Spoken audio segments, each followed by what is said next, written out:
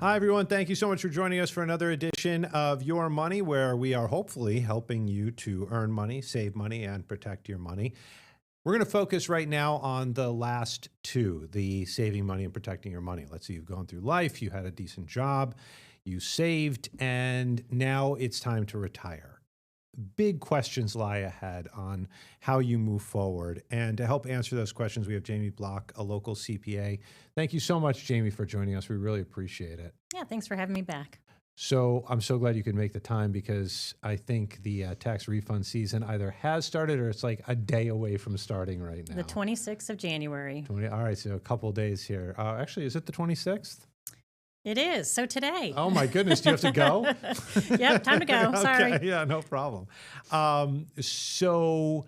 want to talk, a couple of tips about the tax season just as we wrap up. But first, retirement age. Generally, are most people still 65 for most folks? Do you find from? It depends. So, Okay. of course, everybody wants to retire sooner than later, which Yeah. I totally understand and can relate. But there's a lot of people who don't retire early because of health insurance. That's probably the biggest cost that early retirees have if they retire before age 65. Age 65 is when you can collect Medicare, and that it provides health insurance. Otherwise, when you lose your employer coverage, you have to go to the exchange or private markets, which can be quite costly depending on your income. So interesting. I didn't even think about that. So you could have a nice little nest egg, but it's the insurance issue that could be an issue. And so do a lot of people that you find, do they hop over to Medicare? I mean, is that kind of, once it's 65, that's where they naturally gravitate towards? Yeah, that is correct. Unless you're working. So if, for example, you're working at an employer that has over 20 employees and subject to COBRA requirements and has a credible plan, you can actually stay on the employer plan past age 65 and not register for Medicare. But you have to be very, very careful and make sure it is credible coverage and check with your employer. Otherwise, there's a penalty that you'll have for the rest of your life once you do go on Medicare. And COBRA is not considered credible coverage. So let's say you are 66, you retire, and you go on COBRA for a year, so you don't have to go on Medicare. If you then do go on to Medicare at 67, you will have a penalty for the rest of your life. So make sure you are very cognizant of the rules so you don't have any penalties. I had no idea about that. So in a way, you might think you're doing a good thing by holding off on going on Medicare when in fact you could be penalized. What is a penalty like that? What could it look like? Yeah, it is based on the number of months that you are not covered. So obviously, if you are, taking COBRA for a year or two, it's not going to be as egregious as if you just don't file at all. But they can be pretty substantial if you don't file for your Medicare premiums. And I don't have the number off the top of my head, but it's like 10% for the first 2 years for Part A and 10% Part B for every year you don't enroll, and then 1% for Part D. So those are approximate penalties. And so again, make sure you check because these are penalties you can easily avoid with proper planning. And so is there a certain circumstance, maybe I misheard you, where you could be working, but you would still have to get Medicare? Is that depending on what the Yes. company you're working for? Yeah. So if you have, let's say, a small employer where there's, 5 employees per se, it's not considered credible coverage under the government's definition. Therefore, you would have to file for Medicare at age 65. And one reason why people don't want to go on Medicare, obviously, Part A is free. Part B has a base cost of $202.90 a month this year, and that goes up by inflation.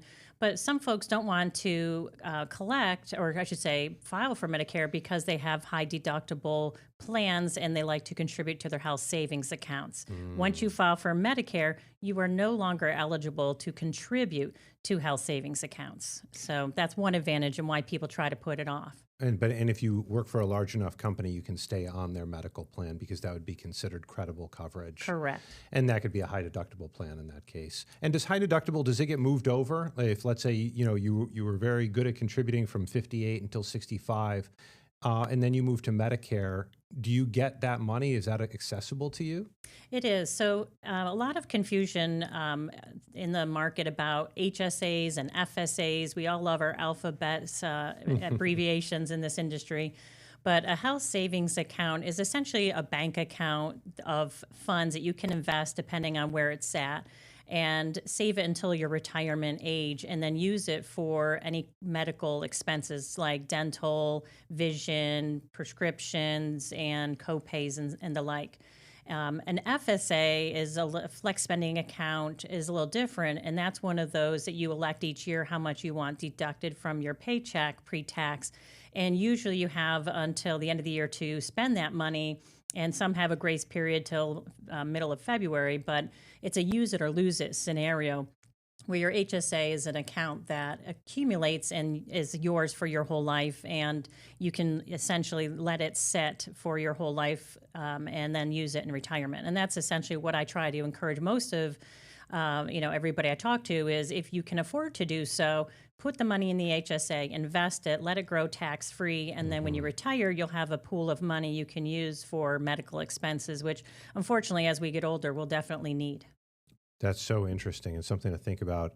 Even if you start at 58 years old, you could potentially have a significant amount of money ready to go to help you out in that transition. So speaking of transitioning to retirement, I have heard when it comes to Social Security, it's not like a lot of people hit 65 and they go, okay, Social Security, you're awarded, you're rewarded if you wait longer, correct? Yeah, so typically, depending on when you're born, most folks, their full retirement age is age 67 if you're born 1960 and later.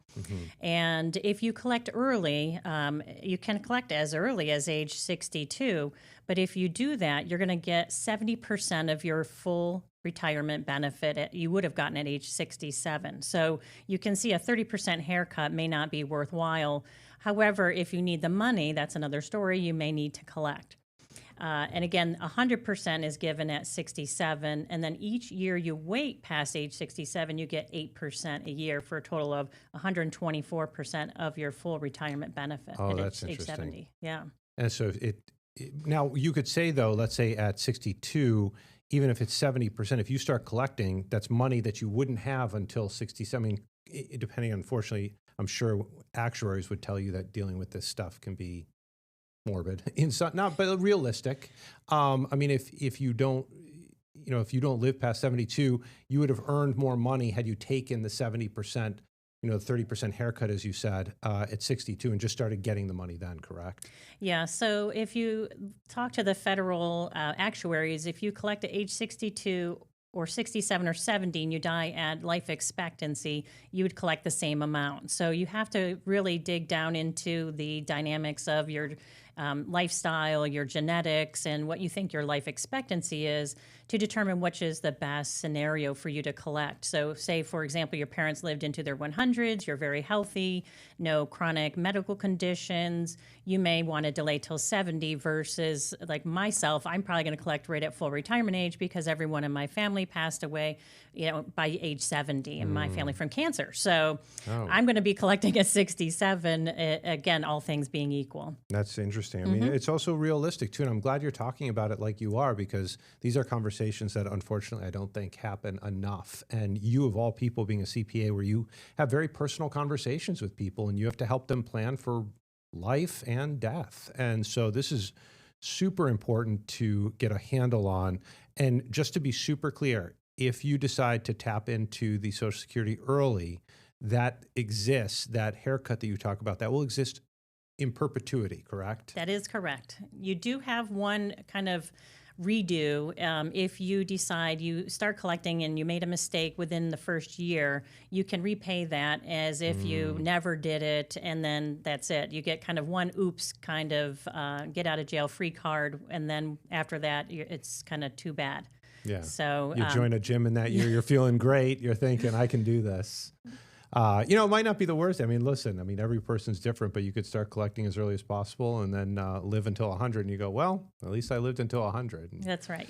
And then when it comes to 401ks, I've always heard, it's so tempting, right? Because you reach your 30s, 40s, you got kids, huge expenses, and you have this pot of money sitting there that you can't really touch because the tax implications of tapping into your 401k early are just huge, correct? Yeah, so retirement accounts on your 401k, you can usually contribute pre-tax, meaning you got a tax deduction while you were working, and when you pull the money out in retirement, you pay the tax then.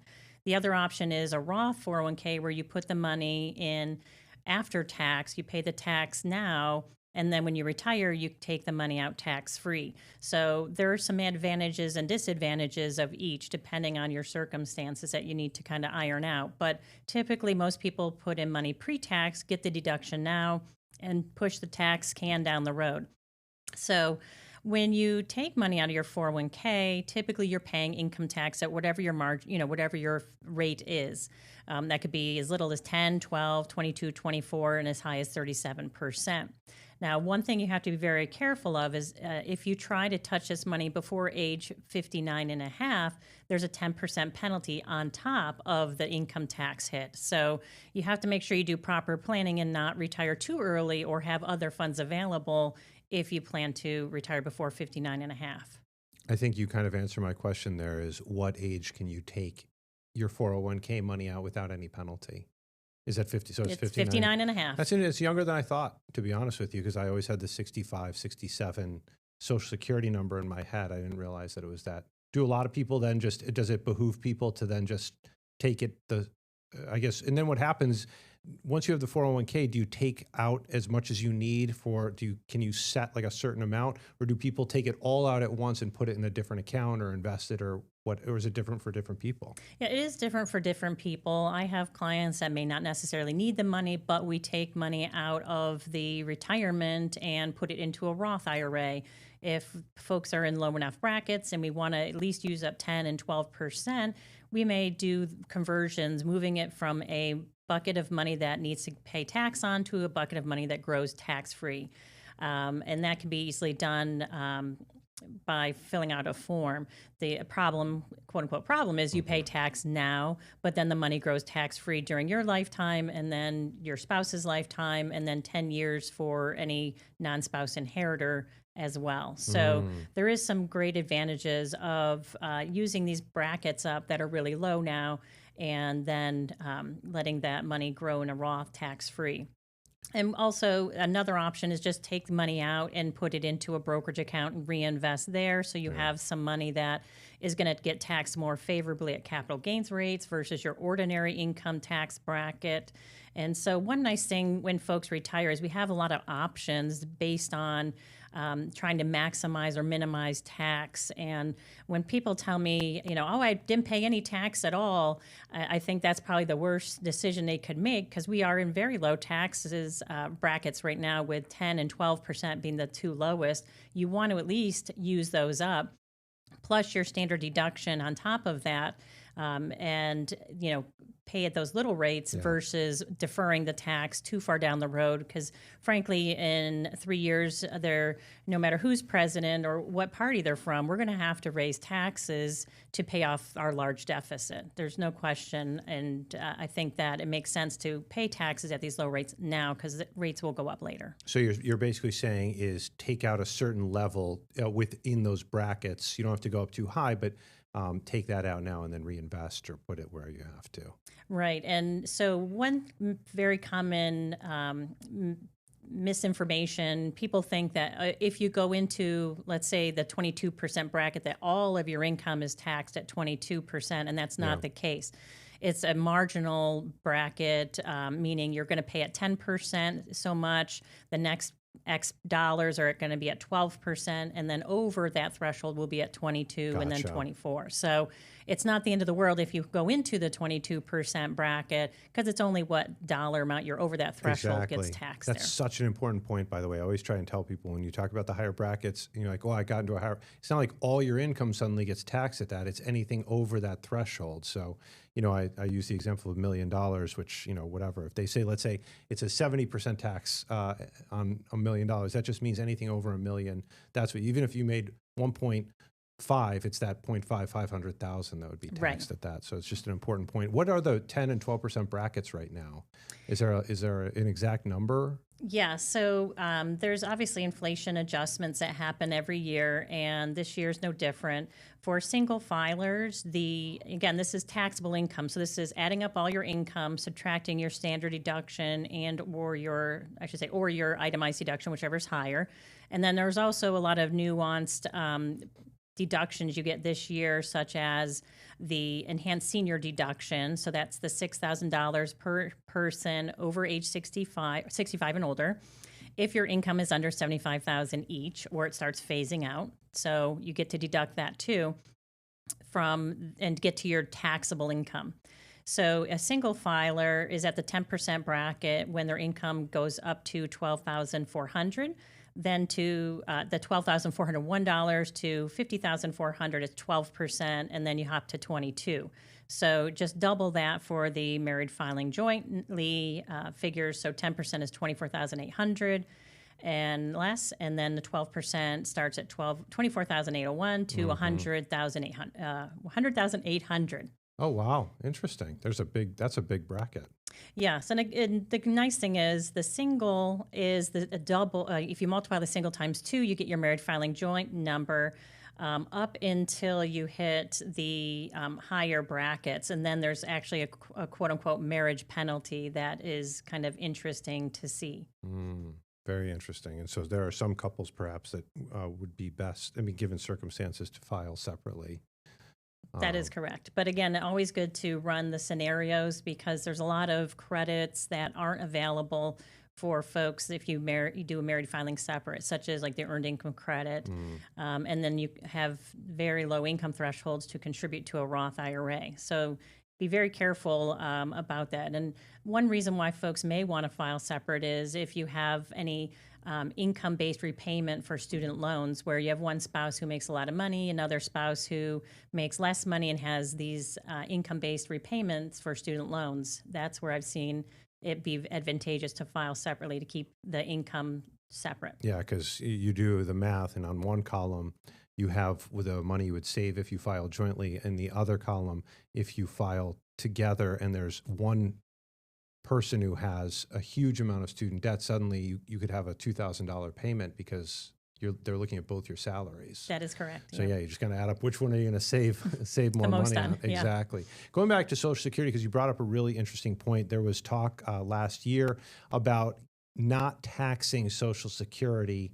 From my basic understanding is that turned out to be impossible. So the $6,000 credit is kind of a way around that to meet in their eye, especially the Republicans, the promise of that, but they weren't actually able to not tax Social Security. Am I reading that right? That is 100% accurate. So instead of basically doing away with tax on Social Security, what they did was they give everybody who's 65 or older a deduction of $6,000 each. So if you're married filing joint, it's a total of $12,000. Caveat to that is it starts phasing out when your income is over $75,000 per person. So if you're married filing joint, $150,000. So if you make a lot of money and you're still working at 65, yeah, you might actually get any benefit from that deduction. Interesting. Yeah. Wow. It's always so funny when you get into the nitty gritty of things. I was speaking with one of your colleagues about the car interest payment tax credit, or I don't even know if it's a credit. It's a deduction for interest paid on loans. But correct me if I'm wrong, I think the surprising thing to me is the car had to be made in the United States, and there are some other things. So you might think, oh, I'm going to get my interest deducted, but if it doesn't meet certain criteria, you don't get it. That's exactly right. And there's also income thresholds on those deductions as well. So you're going to see some new spots on the tax forms for all these deductions, which include, the no tax on tips, the no tax on overtime, the car loan interest, as well as the senior deduction. All those are going to be in a new spot on the tax forms because of the One Big Beautiful Bill Act. There's always been talk, since I've been paying attention, of increasing the retirement age for Social Security. I know it's not politically appetizing. At the same time, the economists who I trust basically say there's solvency ahead for Social Security if you move it up a year, 2 years, something like that. Is that kind of how you read the situation too? And is this is this something you talk to people who maybe are 15, 20 years out from retirement?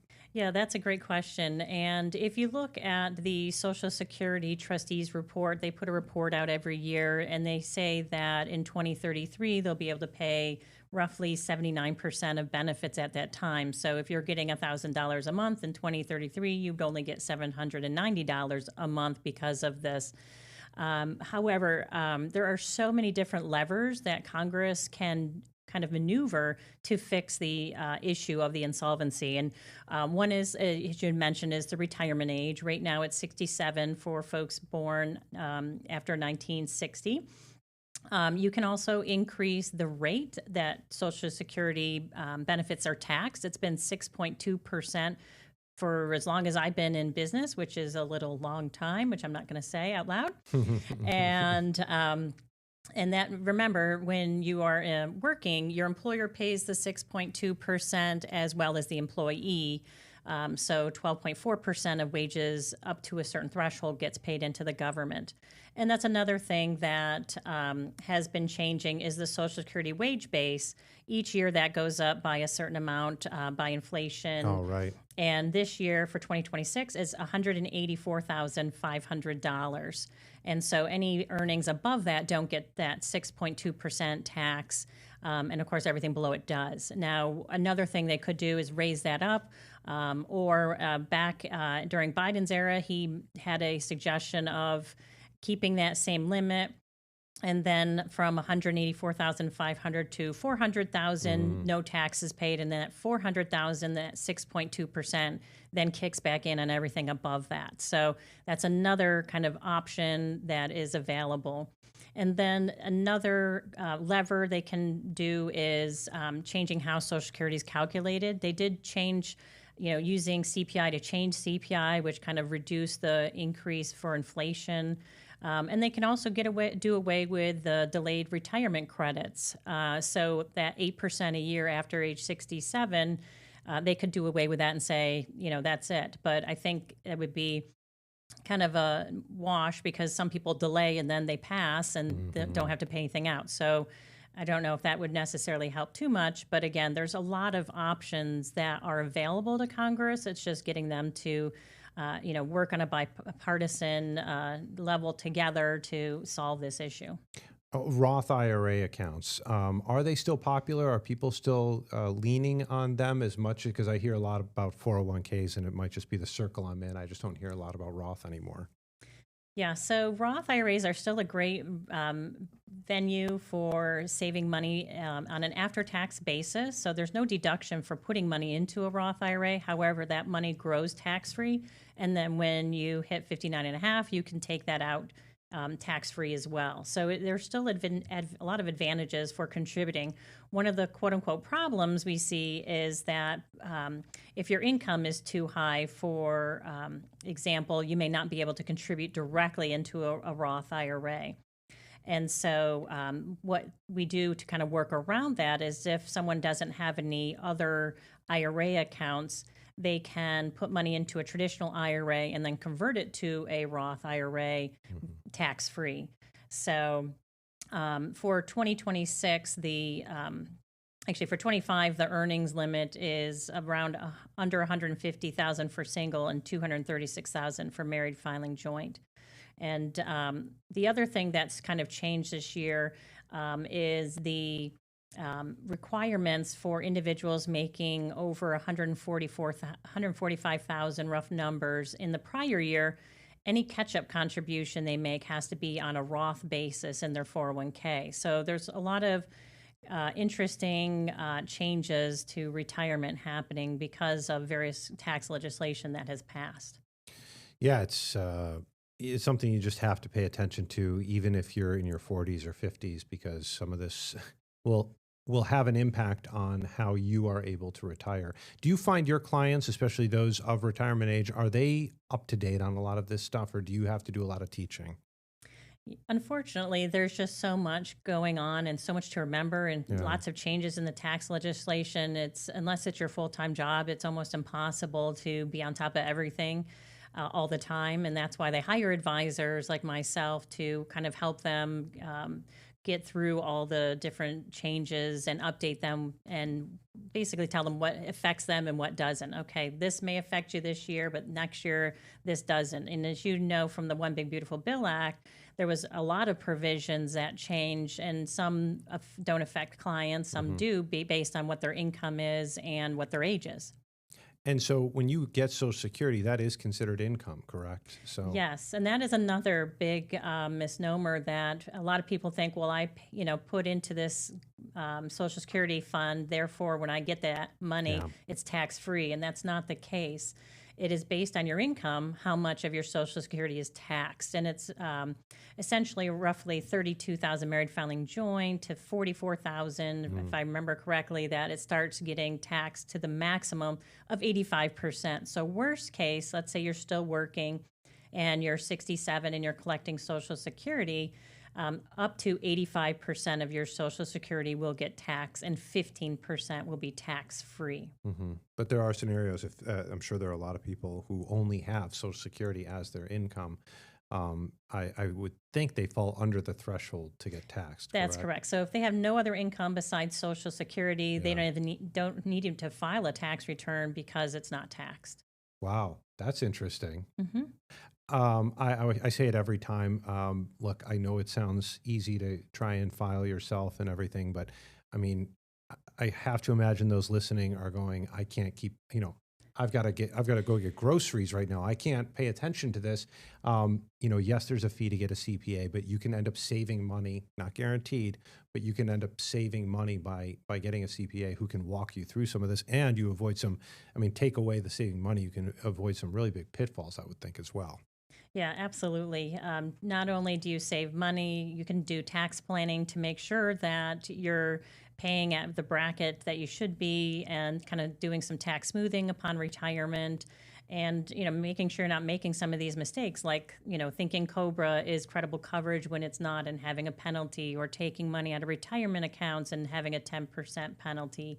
So there are some ways around these penalties by doing substantially equal payments and things of that sort, that it really behooves you to enlist some help of a CPA to make sure you're not having these pitfalls and penalties when they can be avoided. I love it. Well, you touched on something that I want to get into, but we're going to have to wait until next time, and I'm going to invite you back, and hopefully you'll come back, which is estate planning. So while you are retired and enjoying retirement, you are also trying to make sure that you leave behind the legacy that you want to leave behind to your loved ones. So I'm going to make the invite now publicly, so you can't say no. But with that, Jamie, I just want to thank you so much. It's been hugely helpful, and I hope it can help guide some folks as they near retirement age, or if they've already passed it. So hopefully this is advice that they can use. Thanks for having me on. All right, Jamie Block, a local CPA, joining us, chatting about retirement and all the big changes coming our way with that. So please feel free to tell your friends about this if you found this helpful. They can find this anytime on the Rochester First app, along with other episodes of Your Money, where we talk about ways that you can earn money, save money, and protect your money.